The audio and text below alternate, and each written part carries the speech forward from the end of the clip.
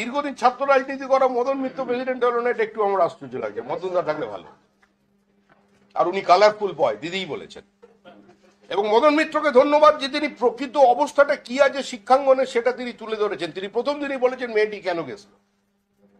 যে সরকার পশ্চিমবঙ্গে চলছে তার অধিকাংশ নেতাই হচ্ছে ছাত্র নেতা। আপনি যে কজন মন্ত্রীর নাম বলবেন, ক্যাবিনেট মন্ত্রীর নাম বলবেন, সবাই অতীতের ছাত্র পরিষদের নেতা ছিলেন, কলেজের নেতা বা ছোট নেতা ছিলেন, নেতার সহকারী।